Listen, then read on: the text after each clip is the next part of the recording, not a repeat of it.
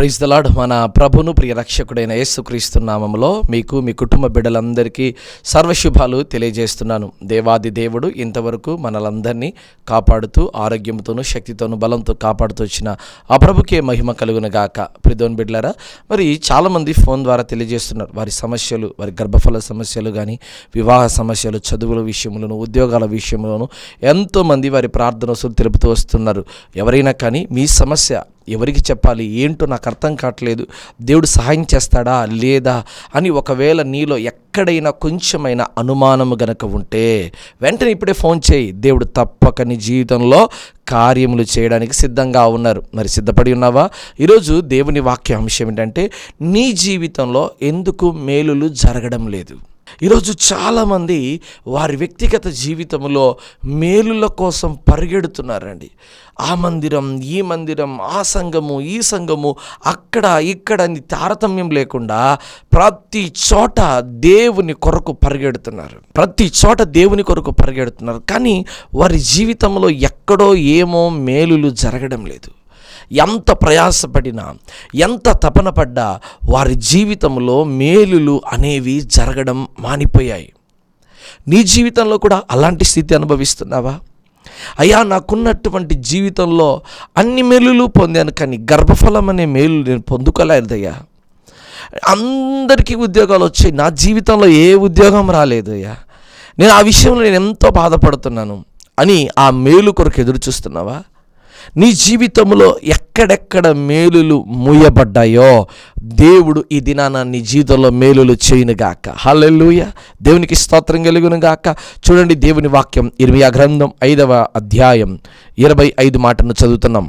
మీ దోషములు వాటి క్రమమును తప్పించెను, మీకు మేలు కలుగకుండుటకు మీ పాపములే కారణం.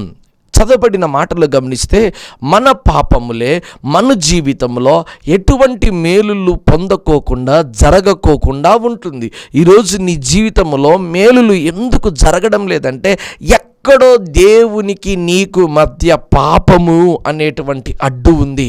ఆ పాపం ఏదైనా కావచ్చు, నీ భార్య ద్వారా, నీ పిల్లల ద్వారా, నీ కుటుంబీకుల ద్వారా, లేదా నీ వ్యక్తిగత ఆలోచన ద్వారా ఎక్కడో కొంచెము నీకు పాపం ఉంది. నీ పాపమును బట్టే నీకు మేలులు జరగడం లేదు. నీ పాపాలను బట్టే నీ జీవితంలో ఎటువంటి మేలులు సంభవించడం లేదు. ప్రియదేవుని బిడ్డలారా, ఈరోజు నువ్వు కార్చే ప్రతి కన్నీరు దేవుడు చూస్తున్నాడు. దేవుడు మేలు చేయాలని ఆశపడుతున్నాడు. దేవుడు నీ జీవితంలో మేలులు జరిగించాలని తపన పడుతున్నాడు. కానీ ఏం చేద్దాం? నీ పాపములే దానికి ముఖ్యమైన కారణం. నా పాపములు ఏమున్నాయండి? నేను ఎవరినైనా చంపానా? ఎవరినైనా ఇదిగో వ్యభిచారం చేశాను? నేను ఎటువంటి పాపం చేయలేదు అని చెప్పుకోమా. వాక్యం అంటుంది, భేదం ఏమీ లేదు, అందరూ పాపము చేసి దేవుడు అనుగ్రహించి మహిమను పొందలేకపోతున్నారు. ఈరోజు చాలామంది జీవితాలలో ఏం పొందుకోలేకపోతున్నారంటే మేలులు. ఎందుకు మేలులు పొందుకోలేకపోతున్నారో తెలుసా? వారి పాపాలే. వారి పాపం వారిని తినేస్తూ ఉంది. ఈరోజు నువ్వు నీ జీవితంలో మేలులు జరగబడని కారణం తెలుసా? నీ పాపం. ఏంటి ఆ పాపం? నీ భర్తకు తెలియకుండా రహస్యంగా చేస్తున్న పాపం, నీ భార్యకు తెలియకుండా నువ్వు చేసే రహస్యమైనటువంటి పాపం, ఇదిగో నీ తల్లిదండ్రుల కళ్ళు కప్పి, ఇదిగో కాలేజీకి స్కూలుకు పోకుండా బయటకు ఎగరగొట్టి, ఇదిగో ఇష్టానుసారమైనటువంటి ప్రవర్తనతో నువ్వు చేసేటువంటి పాపం. ఆ పాపాన్ని బట్టే నువ్వు ఫెయిల్ అయిపోతున్నావు. ఆ పాపాన్ని బట్టే నీ ఉద్యోగం పోయింది. ఆ పాపాన్ని బట్టే నీ గర్భఫలం ముయ్యబడింది. ఈరోజు ఎక్కడెక్కడ నీ జీవితంలో మేలులు జరగకోకుండా నిలబడిపోయాయో ఆ మేలులు జరగాలంటే నీ పాపాన్ని ఒప్పుకో. అతిక్రమములు దాచిపెట్టువాడు వర్ధిల్లడు. వాటిని ఒప్పుకొని విడిచిపెట్టాలి. జక్కయ్య పరిశుద్ధ గ్రంథంలో కనబడతా ఉన్నాడు. జక్కయ్య పొట్టివాడు, అనేక మంది దగ్గర అన్యాయముగా సొమ్ము తీసుకున్నాడు, అనేక మంది దగ్గర డబ్బును తీసుకున్నాడు. కానీ దేవుని సన్నిధిలో నిలబడి, దేవుని యేసుక్రీస్తు ప్రభుల వారి ముందు నిలబడి, అయ్యా నేను పాపం చేశానయ్యా, ఇదిగో నేను ఎవరెవరి దగ్గర అన్యాయంగా తీసుకున్నానో వారికి నేను తిరిగి ఇస్తున్నాను అని చెప్పగలిగినప్పుడు, ఆ డబ్బులు తిరిగి ఇచ్చినప్పుడు ఇతను కూడా అబ్రహాము కుమారుడే అన్నాడు. నీ పాపం ఎక్కడైతే దాగిన్నదో, ఎప్పుడైతే నువ్వు నీ చేతులతో, నీ ఆలోచనతో, నీ మాటలతో ఎవరెవరి జీవితంలో నువ్వు అడుగుపెట్టి పాపం చేసి వచ్చావో ఆ పాపాలు క్షమించబడేంత వరకు దేవుని వేడుకో. మనుష్య కుమారునికి మనుషుల అపరాధములు క్షమించటకు అర్హత ఉంది. మనుషుల పాపములు క్షమించేదానికి అర్హత ఉంది. కనుక ఈరోజు నువ్వు అడుగు, ప్రభువా నా పాపాలు క్షమించు నాయనా, నా జీవితంలో ఏ మేలులు పొందుకు, నేను ఇలాగే ఉండిపోవాలనా, నేను ఇలాగే చచ్చిపోవాలనా, నా స్థితి ఇదేనా, నా పరిస్థితి ఇదేనా, నా బ్రతుకు మారదా, నా జీవితం అంతా నాశనం చేసుకోవాలనా, ఏంటి ప్రభువా నా స్థితి ఇలా ఉంది అని బాధపడుతున్నావా? దేవుడు అంటున్నాడు, నీ కన్నీళ్లను నా దేవుడు నాట్యముగా మార్చుతున్నాడు. దేవునికి స్తోత్రం కలుగునుగాక. హల్లెలూయా. ఈరోజు ఒకవేళ నువ్వు అలాంటి స్థితి ఉంటే, ఈరోజు నువ్వు అలాంటి పరిస్థితులలో నువ్వు ఉంటే, ప్రభు చెప్పే మాటను బహు స్పష్టంగా ఆలోచన చేయి. దేవా నా స్థితిని మార్చు, దేవా నా పరిస్థితిని మార్చనయ్యా, నాలో ఉన్నటువంటి ప్రతి అపరాధము, నా పాపమును కడుగునైనా, ఇస్సోపుతో నన్ను కడిగినట్టుగా తల మొదలుకొని అరికాల వరకు కడుగునైనా, నా పాపములు కడిగివేయి. అందుకే పాపాత్మురాలైనటువంటి ఒక స్త్రీ వచ్చిందంట యేసు దగ్గరికి వచ్చి, ప్రభువా యేసయ్యా నేను పాపం చేశాను అయినా నన్ను క్షమించు ప్రభువా అని విస్తారముగా యేసయ్యను ప్రేమించింది. విస్తారమైన పాపాలు క్షమించబడ్డాయి. ఈరోజు నువ్వు విస్తారంగా దేవుని ప్రేమించడం నేర్చుకో. నీ విస్తారమైన ప్రతి పాపాన్ని దేవుడు తీసివేస్తాడు. విస్తారమైన ప్రతి పాపాన్ని దేవుడు తీసివేస్తాడు. ప్రభువా నా దోషములు, ఈరోజు నా జీవితంలో మేలు జరగడం లేదయ్యా, ఎందుకో మేలు ఆగిపోయినాయి, నా ఇండ్లు కట్టడం ఆగిపోయింది, నాకు రావాల్సిన డబ్బులు ఆగిపోయినాయి, నాకు రావాల్సిన పింఛన్ ఆగిపోయింది. ఎందుకంటే ఏదో నా జీవితంలో కొంత వెలితి ఉంది, ఎక్కడో నేను చేసిన ప్రతి పాపం నన్ను కొరక తింటా ఉంది, ఎక్కడో నా పాపం నన్ను ఇదిగో పాతాళములోకి తోసేస్తూ ఉంది. ఈరోజు అలాంటి స్థితిలో నువ్వు ఉన్నావా? అలాంటి పరిస్థితుల్లో కూడా నువ్వు నడుచుకుంటున్నావా? దేవుడు చెప్పే మాట ఏంటి తెలుసా? నీ పాపాలు దేవుడు తుడిచివేయడానికి ఆశపడుతున్నాడు. అందుకే నీ పాపములు దేవునికి ఇదిగో అడ్డుగా వస్తున్నాయి. యెషయా గ్రంథం 59వ అధ్యాయం మొదటి మాటను మనం చదువుతున్నాం. రక్షింపక నేరక యుండునట్లు యెహోవా హస్తము కొరచ కాలేదు, విననేరక యుండునట్లు ఆయన చెవులు మందము కాలేదు. మీ దోషములు మీకును మీ దేవునికి అడ్డుగా వస్తున్నాయి. చూడండి, మన దోషములు మన దేవునికి మనకు అడ్డుగా ఏమొస్తున్నాయంటే పాపము అడ్డు వస్తుంది. చూడండి, ఒక ఇంటిలో వాటర్ ట్యాంక్లో సమృద్ధిగా వాటర్ ఉన్నాయి, కానీ కింద కుళాయిలో వాటర్ రావడం లేదు. ఎందుకు? ఏదో ఆ ట్యాంక్ నుంచి ఈ ట్యాప్లోకి వాటర్ రావడానికి మధ్య ఏదో అడ్డుపడింది. ఆ అడ్డుపడిన దానిని గనక తీసివేస్తే సమృద్ధికరమైన దీవెనలు, సమృద్ధికరమైన ఆశీర్వాదాలు నీ కుటుంబంలో అలాగూ ప్రవహించునుగాక, దీవించబడునుగాక. పేతురు రాత్రి అంతా చేపలు పట్టడానికి ప్రయాసపడ్డాడు, రాత్రి అంతా వలలు వేశాడు, ఒక్క సింగల్ చేప కూడా దొరకల. రాత్రంతా ప్రయాసపడినందుకు ఒక్క చేప దొరకలేదు. ఎప్పుడైతే దోణిలోకి యేసయ్య అడుగు పెట్టాడో, ఎప్పుడైతే యేసయ్య దోణిలో అడుగు పెట్టాడో అప్పుడు చేపలు ఎక్కడెక్కడెక్కడ ఉన్నవన్నీ కూడా ఆ వల వేసిన దగ్గరికే వచ్చాయి. హల్లెలూయా. ఈరోజు నీ జీవితంలో కూడా అంతే. ప్రభువు లేకుండా నువ్వు చేసే కార్యం, ప్రభువు లేకుండా నువ్వు చేసే ప్రతి పని ఎప్పటికీ ఆశీర్వాదం కాదు, ఎప్పటికీ దీవెనకరమైంది కాదు. ప్రియమైన బిడ్డలారా, ఈరోజు నీ జీవితం మార్చబడాలంటే, నీ కుటుంబం మార్చబడాలంటే, నీకు మేలులు జరగాలి అంటే, మేలులు ఎవరికొద్దండి? నీకొద్దా మేలులు? మేలులొద్దా? మేలు కోరినటువంటి వాడు ఏం చేయాలంటే, మొదటిగా నీ పాపాన్ని విడిచిపెట్టాయి, నీ పాపాన్ని విడిచిపెట్టాయి. నీ పాపాలే దేవునికి నీకు అడ్డుగా వస్తున్నాయి. అడ్డు వచ్చిన ప్రతి దానిని తొలగించు. చూడండి, మనం ఒక దారిలో వెళ్తున్నాం, ఆ దారిలో అనేకమైనటువంటి చెట్లు, అనేకమైన కొమ్మలు అడ్డుగా ఉన్నాయి. అలాగని మన ప్రయాణం ఆగిపోతామా? కాదు కదా. అక్కడ అడ్డుగా ఉన్నటువంటి ఆ చెట్లను, అడ్డుగా ఉన్నటువంటి ఆ కొమ్మలను, అడ్డుగా ఉన్నటువంటి ఆ ముళ్ళను అన్నిటినీ విరిచి తొలగించి శుభ్రం చేసి అలాగ నేరుగా ముందుకు సాగిపోతాం. అలాగే నీ జీవితంలో కూడా మేలులు జరగాలని ఆశపడితే ఈరోజు నీకు అడ్డుగా ఉన్నటువంటి కొమ్మలను, ఇదిగో రాళ్లను, రప్పలను, ముళ్ళలను ప్రతి వాటిని తీసివేసి దూరంగా పారదోలి దేవుని కొరకు బ్రతకడం నేర్చుకో. దేవుని కొరకు బ్రతకడం నేర్చుకో. ఎంతకాలం నీ ప్రభుకు దూరంగా బ్రతుకుతావు? మేలులొద్దా? ఇలాగే చచ్చిపోతావా? ఇదిగో నీ పాపాన్ని విడిచిపెట్టవా? ఇదిగో నీ జీవితం అంతా నాశనం అయిపోయింది, రోగాల పాలైపోయి, జబ్బుల పాలైపోయి, మంచంలో పడినావు. ఎప్పుడన్నా నోరు తెరిచి ప్రభువా నన్ను క్షమించు నాయనా, నేను బ్రతుకున్నంత వరకు అనేక మంది నాశనం చేశాను, అనేక మంది పాపం చేశాను, ఇదిగో విచ్చలవిడితనంతో వ్యభిచారం చేశాను, విచ్చలవిడితనంతో దొంగతనాలు చేశానయ్యా, నా భార్య నా పిల్లలను అందరినీ మోసం చేసి బ్రతికాను, నా ఉద్యోగంలో లంచాల కోసం అలవాటు పడ్డాను, నేను చెయ్యని ప్రతి పాపం లేదయ్యా, ఎన్నో పాపాలు చేశాను. అందుకే బహుశా నా జీవితంలో ఏ మేలులు లేవు నాయనా. నువ్వు చేసిన ప్రతి పాపాన్ని బట్టే నీ కుమారుడు, నీ కుమార్తె గర్భఫలాలు ముయ్యబడ్డాయి. ఎందుకు తెలుసా? నువ్వు మేలులు చేయలేదు, పాపం చేసావు, ఒకరిని చంపి నీ చేతులకు రక్తం అంటుకున్నాయి, ఒకరిని చంపి ఒకరి కుటుంబాన్ని నాశనం చేసి అన్యాయంగా ఒకరి స్థలాలు లాక్కున్నావు, అన్యాయంగా ఒకరి ఉద్యోగం తీసేసావు, అన్యాయంగా ఒకరి మీద నింద వేసావు, అన్యాయంగా భార్యాభర్తల మధ్య చిచ్చు పెట్టి వారి సంసారాన్ని నాశనం చేసావు. ఎందుకు నీ జీవితంలో మేలు జరగలేదంటే నువ్వు చేసిన పాపాలే. కీర్తన గ్రంథము 107వ అధ్యాయం 17 మాటను చదువుతున్నాం.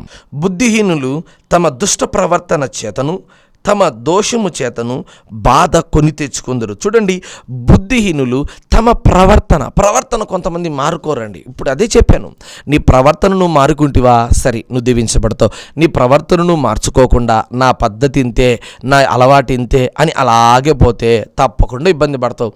మళ్ళీ చదువుతున్నాను నీకోసము. కీర్తన గ్రంథం 107వ అధ్యాయం 17 వచనాన్ని మనం చదువుతున్నాం. బుద్ధిహీనులు తమ దుష్ట ప్రవర్తన చేత తమ దోషము చేతను బాధలు తెచ్చుకుందరు. నాకెందుకు ఈ బాధలు, నాకెందుకు ఈ కష్టాలు, నేనేం పాపం నువ్వు ఏ పాపం చేసినావు నీకే తెలియాలి, నువ్వు ఏ పాపం చేసినావు నీకే తెలియాలి. కొంతమంది అంటుంటారు, అయ్యో నేను ఏ పాపం చేయలేదండి, నాలో ఏ తప్పిదం లేదండి, నాకంటూ నేను ఎప్పుడు ఎవరిని చీమకు కూడా హాని చేయలేదంటది తల్లి. ఈయన అంటాడు, నేను చీమకు కూడా ఒక్కరి కూడా ఎంత కూడా నేను అన్యాయం చేయలేదండి.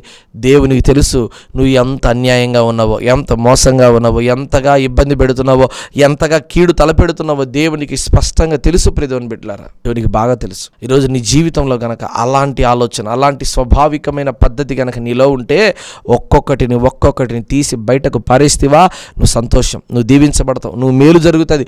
లేకపోతే చాలా చాలా చాలా సమస్యలు పడతావు.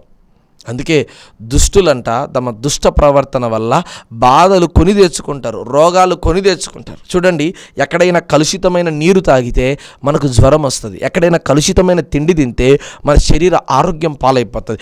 ఎక్కడైనా నీకు సంబంధం లేని పాపాన్ని కనుక నువ్వు చేసి వచ్చావనుకో నీ జీవితం నాశనం అవుతుంది. నీకెందుకు మేలులు జరగడం లేదంటే కారణం ఇదే, నీ పాపాలే నీకు దేవునికి అడ్డొస్తున్నాయి. నువ్వు నడిచే దుష్ట ప్రవర్తన వలనే నువ్వు నాశనం కొని తెచ్చుకుంటున్నావు. ఇర్మియా భక్తుడు అంటున్నాడు, ఇర్మియా గ్రంథం 2వ అధ్యాయం 17 వచనాన్ని చదువుతున్నాం. నీ దేవుడైన యెహోవా నిన్ను మార్గములో నడిపించుచుండగా నీవు ఆయనను విసర్జించడం వలన నీకు నువ్వే ఈ బాధ కలుగు చేసుకుంటివి. కొంతమంది ప్రార్థనను మానేస్తారు, ఆరాధనను మానేస్తారు, మందిరాలు మానేస్తారు, వారి వ్యక్తిగత జీవితంలో బైబిల్ స్టడీలు మానేస్తారు. వాళ్ళంతటా వాళ్ళే యెహోవాను విసర్జిస్తారు. అంటే దేవుణ్ణి విడిచిపెట్టడం వలన నీకు మేలు జరగదు. ఎన్నాళ్ళు అయిపోయింది నువ్వు ప్రభు బల్లలో చేయి వేయక? నువ్వు బాప్తిసం అయితే తీసుకున్నావు, కానీ ఏ రోజైనా చర్చికి పోయినావా? ఏ రోజైనా పరిశుద్ధుల సహవాసమును నువ్వు కూర్చున్నావా? ఏ రోజైనా కన్నీటి ప్రార్థన చేసావా? ఏ రోజైనా ఉపవాస ప్రార్థన చేసావా? లేదే, చెయ్యకూడవా? ఈరోజు ఎంతోమంది పాపాన్ని కొని తెచ్చుకుంటున్నారు. లేనిపోని శాపాలను, లేనిపోని అపరాధమును కొని తెచ్చుకొని వారి వ్యక్తిగత జీవితాన్ని వారే చేతులారా నాశనం కొని తెచ్చుకుంటున్నారు. ప్రియమైన బిడ్డలారా, నాశనం కొని తెచ్చుకుంటున్నారు. ఒకవేళ నీలో గనక అలాంటి స్థితి గనక ఉంటే మార్చుకో. యెహోవాను విసర్జించడం వలన వాళ్ళు బాధలు కొని తెచ్చుకుంటున్నారు. యెహోవాను విసర్జించడం ఏంటండి? దేవుడు లేకపోతే నువ్వు ఉన్నావా? దేవుడు లేకుండా నువ్వు బ్రతకగలుగుతావా? ఎంతమంది దేవుణ్ణి విడిచిపెట్టిన వారు ఉన్నారు తెలుసా? వారు కోరుకున్నది జరగలేదని కొంతమంది చర్చిలో వదిలేసిన వారు ఉన్నారండి. వారు కోరుకున్నది అంటే, అమ్మాయి నేను ఇష్టపడ్డాను, ఆ అమ్మాయి నాకు దక్కలేదు కాబట్టి నాకు దేవుడొద్దు, నన్ను దేవుడు ఫెయిల్ చేశాడు, నా దేవుడిని నేను పరీక్షలో ఓడిపోయాను, నాకు దేవుడొద్దు, విసర్జిస్తారు. దేవుని విడిచిపెట్టి అన్ని దేవతల వైపు, లోకం వైపు, ప్రభుని విడిచిపెట్టి భయంకరమైనటువంటి పాపం చేసే వాళ్ళు ఉన్నారు. ఈరోజు నువ్వు కూడా అలాంటి స్థితిలో ఉన్నావా? అలాంటి పాపం చేస్తున్నావా? ఒకవేళ దుర్మార్గమైనటువంటి నీచమైన క్రియలలో నువ్వు బ్రతుకుతున్నావేమో. యెహోవాను విసర్జించటం వలన బాధలు కొని తెచ్చుకుంటున్నావు. నీకు మేలు జరగకపోవడం కారణం ఏంటంటే యెహోవాను విసర్జించుట. అందుకే చూడండి, వాక్యం అంటుంది, ఎడం వైపున ఉన్నవారు, కుడి వైపున ఉన్నటువంటి వారు ఇద్దరిని కూడా ప్రభు చూస్తున్నాడు. ఇదిగో గొర్రెలు ప్రభుని వెంబడించాయి, ఇదిగో మేకలు ప్రభుని విడిచిపెట్టి, ఇదిగో అపవాది దూతలకును ఏర్పాటు చేసిన నిత్య నరకానికి పోయాయి. కారణం ఏంటంటే ప్రభుని విడిచిపెట్టారు. ఈరోజు నువ్వు కూడా ప్రభుని విడిచిపెట్టావేమో, ప్రభు సన్నిధి విడిచిపెట్టామో, ప్రభు మార్గాన్ని విడిచిపెట్టామో, దేవుని సన్నిధిలో ఉండకుండా అపవాది క్రియలలో, అపవాది తలంపులలో పట్టుకొని లోకంలో కలిసిపోయావేమో. జాగ్రత్త. నీ పాపాన్ని సరిచేసుకో, నీ జీవితాన్ని సరిచేసుకో. యెహోవాను విసర్జించటం వలన నీకు మేలు జరగదు. బ్రతుకైనా, చావైనా, మేలైనా, లాభమైన, కష్టమైన, ఇరుకైన, ఇబ్బంది అయినా అన్నిట్లోనూ నాకు ప్రభువే తోడని ఎప్పుడైతే ప్రభు కొరకు బ్రతుకుతావో అప్పుడు నీకు మేలు జరుగుతుంది. హల్లెలూయా, మేలు జరుగుతుంది. చూడండి, కరువు వచ్చిందని దేవుణ్ణి అమ్ముకున్నారా? సరేపాతు గ్రామంలో ఉన్నటువంటి ఆ విధవరాలు తల్లి ఎంతమంది కష్టాలలో, శ్రమలలో, ఇదిగో నయోమి దేవుని విడిచిపెట్టిందా? ఋతు దేవుని విడిచిపెట్టిందా? ఈరోజు నువ్వెందుకు విడిచిపెడుతున్నావు? దేవుని విసర్జిస్తే నువ్వేం బ్రతుకుతావు? ప్రభు లేకుండా మనం బ్రతకలేం. ప్రభు లేకుండా బ్రతకలేం. ఈ లోకంలో బంధువులు, ఆత్మీయులు, రక్త సంబంధికులు అందరూ నమ్మదగిన వారు కాదు. అందరూ మనల్ని వదిలిపెట్టిపోయే వాళ్ళే. ఏ ఒక్కరు కూడా మనతో శాశ్వతంగా ఉండేవారు కాదు. ఏ ఒక్కరు మనతో కడదాకా నడచరు. ప్రభు మాత్రమే మనతో ఉండేది. ప్రభు మాత్రమే నమ్మదగినవాడు. ప్రభు మాత్రమే మనల్ని ప్రేమించేవాడు. ఆయన మనల్ని త్రోసివేయేవాడు కాదు. ఆయన మనల్ని ముదుము వచ్చి వరకు ఎత్తుకున్నవాడు ఆయనే, చంకనెట్టుకున్నవాడు ఆయనే. వారందరూ ప్రభుని విసర్జించారు. ఇజ్రాయేలు ప్రజలు ఇదిగో ఐగుప్తులో బానిసలుగా ఉన్నటువంటి వారందరిని విడిపించుకొని తీసుకొని వస్తే వారు ఇదిగో ఒక ఆవును తయారు చేసుకొని, ఒక దూడను తయారు చేసుకొని దాన్ని ముక్కి, దాన్ని సాష్టాంగపడి, దాన్ని నమస్కరించి ఆ బంగారు దూడకు నమస్కారం చేసి అక్కడ భయంకరమైన పాపం చేస్తున్నారు. ఎంతోమంది అక్కడ నాశనం అయిపోయారు. ఎందుకు తెలుసా? మీరు జీవము కలిగిన దేవుని విసర్జిస్తున్నారు. జీవము కలిగిన దేవుని వాక్యాన్ని విసర్జిస్తున్నారు. అందును బట్టి నీ జీవితంలో మేలు జరగట్లేదు. ఎఫెసీయులకు రాసిన పత్రిక 6వ అధ్యాయం 2 మాట, నీ తల్లిని, నీ తండ్రిని సన్మానించుము, అప్పుడు నీకు మేలు కలుగుతుంది. ఎంతమంది తల్లిని, తండ్రిని సన్మానించేవారు ఉన్నారండి? మదర్స్ డే వచ్చిన రోజు ఆమెతో ఒక సెల్ఫీ ఫోటో తీసుకొని స్టేటస్లో పెడతావు, అంతేనా నీ ప్రేమ? ఇదిగో ఫాదర్స్ డే వస్తే ఇదిగో ఆయన ఫోటో తీసుకొని స్టేటస్లో పెడతావు, అంతేనా నీ ప్రేమ? అంతవరకే ఉందా? నీ తల్లిని, నీ తండ్రిని సన్మానించడం అంటే ఆ ఒక్కరోజు సన్మానించడం కాదు.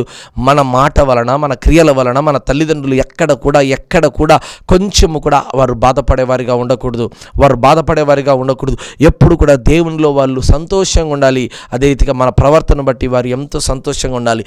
నీ తల్లిని, నీ తండ్రిని నువ్వు దూషిస్తున్నావు, నీ తల్లిని విధులు పెట్టావు, ఇదిగో అనాథశరణంలో పడేసావు, వాళ్ళకి అన్నం పెట్టావు, మంచినీళ్ళు ఇవ్వవు, ఇదిగో నీకున్న భార్య కానీ, నీకున్నటువంటి పిల్లలు కానీ ఏ ఒక్కరు కూడా అమ్మ, అవ్వ, తాత, జేజీ అని దగ్గరికి వెళ్ళరు, పలకరించరు, మాట్లాడరు. నీకెందుకు మేలు జరుగుతుంది నాయనా? ఎందుకు మేలు జరుగుతుంది? మేలు జరగదు. మేలు జరగాలని ఆశ కలిగినటువంటి వాడు నీ తల్లిని, నీ తండ్రిని ఎప్పుడు సన్మానించు. వారి చెప్పిన మాట విను. వారిని ధిక్కరించకు, వారిని తోసివేయకు, వారితో కడదాకా నడుచు. దేవునికి తోడుగా ఉంటాడు. తల్లిని, తండ్రిని సన్మానించేవాడు కావాలండి. నీ జీవితంలో మేలులు పొందుకోవాలని ఆశపడుతున్నావా?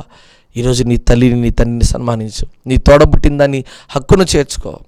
ఇదిగో కొంతమందికి ఇదిగో చెల్లెలంటే, అక్కంటే పడదండి. కొంతమందికి అన్నన్నా, తమ్ముడన్నా పడనటువంటి వాళ్ళు ఉన్నారండి. నీకు మేలు జరగబడడానికి కారణం ఏంటంటే, మీ అన్న చావు కోరుకుంటున్నావు, నీ తమ్ముడు చావు కోరుకుంటున్నావు, మీ అక్క జీవితం నాశనం కావాలని కోరుకుంటున్నావు, నీ చెల్లి జీవితం నాశనం కావాలని కోరుకుంటున్నావు. అలాంటి బ్రతుకు ఒక బ్రతికేనా? అలాంటి జీవితం ఒక జీవితమేనా? ఎందుకు ఇంత భయంకరమైనటువంటి నీచమైన స్థితిలో నువ్వు తయారైపోయావు? ఎందుకు నీకు మేలు జరగడం లేదంటే, నీ ఆలోచనలు, నీ తలంపులు ఉన్మాదిగా మార్చబడ్డాయి, ఉన్మాదిగా అయిపోయాయి, ఉన్మాదిగా. అందుకే నీ తల్లిని, నీ తండ్రిని, నిన్ను వలె నీ పొరుగు వారిని ప్రేమించు. అప్పుడు నీకు మేలు తప్పకుండా జరుగుతుంది. సామెతల గ్రంథం 15వ అధ్యాయం 29 మాటను మనం చదువుతున్నాం. భక్తిహీనులకు యెహోవా దూరస్థుడు, నీతిమంతుల ప్రార్థన ఆయన అంగీకరించును. భక్తిహీనుల కంట దేవుడు చాలా దూరంగా ఉంటాడు. నీతిమంతుల ప్రార్థనకు దేవుడు చాలా దగ్గరగా ఉంటాడు. ఈరోజు నీ జీవితంలో ప్రార్థనకు జవాబు రావడం లేదు అంటే అర్థం ఏంటో తెలుసా? నీకు మేలు ఎందుకు జరగడం లేదంటే నువ్వు భక్తిహీనత. దేవునికి ఏదైనా నచ్చుతుందేమో కానీ అవిశ్వాసము కానీ, భక్తిహీనత కానీ దేవునికి నచ్చదు. చాలామంది భక్తిహీనులుగా బ్రతుకుతూ ఉంటారు. భక్తి అంటే ఏమంటే తెలుసా? వాట్సాప్లో స్టేటస్లో పెట్టుకుంటే అది కాదు భక్తి అంటే. ఇంటి చుట్టూ వాక్యాలు రాపించుకోవడం కాదు భక్తి అంటే. ఇదిగో వాహనాల మీద పేర్లు రాపించుకోవడం కాదు భక్తి అంటే. లేకపోతే ఒంటి మీద టాటూ వేసుకొని జీసస్ ఇస్ మై లవ్ అని రాసుకుంటే కాదు, అది కాదు భక్తి అంటే. దేవుని యందు భయభక్తులు కలిగేది. మొదటిగా భయం కావాలి, రెండోది భక్తి కావాలి. నీ భక్తి నీకు రోషం పుట్టిస్తుంది. దేవుడు చూస్తున్నాడనే భయం నీలో ఉండాలి. దేవుని కొరకు నేను నిరంతరం బ్రతకాలి, ఆయన కొరకే నేను ఇష్టనిగా ఉండాలని ఎప్పుడైతే నువ్వు తలంచుతావో అప్పుడు నీ జీవితం బాగుపడుతుంది, అప్పుడు నీ జీవితం ఆశీర్వదించబడుతుంది. అలాంటి స్థితి నీకు కావాలంటే ఈరోజు నువ్వు తప్పకుండా దేవునికి ఇష్టడిగా బ్రతకడం నేర్చుకో. ఈరోజు నీకు మేలు జరగబోవడానికి కారణం ఏంటి తెలుసా? నీ భక్తిహీనత. మందిరానికి వెళ్తావు, బైబిల్ తెచ్చుకో, సెల్ ఫోన్లోనే చూస్తూ ఉంటావు, యూట్యూబ్ చూస్తూ ఉంటావు, ఇన్స్టాగ్రామ్ చూస్తావు, ఫేస్బుక్ చూస్తావు, ఒకవైపు వాక్యం చూస్తావు. ఎందుకు ఇంత భక్తిహీనునిగా తయారయ్యావు? ఒక పాట పాడేటప్పుడు మనుషులను సంతోషపెట్టాలని పాట పాడుతున్నావు. అది భక్తి కాదండి, అది భక్తి కాదు. పౌలు శీలలు చెరసాల్లో వేయబడినప్పుడు వారికి చుట్టూ ఏమైనా ఇదిగో స్పీకర్స్ పెట్టారా? లేకపోతే మైకు సిస్టమ్ ఉందా? కీబోర్డ్ సిస్టమ్ ఉందా? లేకపోతే సంగీత బృందం ఉందా? లేదు, దేవుడు మా పక్కన ఉన్నాడు, మా భక్తి మా దేవుడు చూస్తే చాలని చెప్పి వారు మధ్యరాత్రి వేళ కూడా పాటలు పాడి దేవుని స్తుతించారు. అది భక్తి. ఎజ్రా వాక్యం చదువుతూ ఉంటే అందరూ నిలబడుకొని, మైదానంలో నిలబడుకొని జాగ్రత్తగా దేవుని వాక్యం విన్నారంట. ఈరోజు చర్చిలో సౌండ్ స్పీకర్ పెట్టి, మంచి సౌండ్ సిస్టమ్ పెట్టి వాక్యం బోధిస్తున్నా కూడా నువ్వు ఇక్కడే ఉంటావు, ఎక్కడెక్కడో తిరుగుతూ నీ ఆలోచనలు ఉంటాయి. కారణం ఏంటి తెలుసా? నీ భక్తిహీనత. అందును బట్టి నీకు మేలు జరగట్లేదు. మొదటిగా నీ దోషములే నీకు మేలు జరగకపోతున్నాయి, నీ పాపాలే దేవునికి నీకు అడ్డొస్తున్నాయి, నీ దుష్ట ప్రవర్తనే దేవుని దగ్గర నుంచి మేలు పొందుకోలేకపోతున్నావు. ఇదిగో నీకున్నటువంటి ఆ పాపాన్ని అనగా దేవుణ్ణి విడిచిపెట్టావు, అంటే నిజమైన దేవుని విడిచిపెట్టావు గనక, విసర్జించావు గనక అందును బట్టి నీకు మేలు జరగట్లేదు.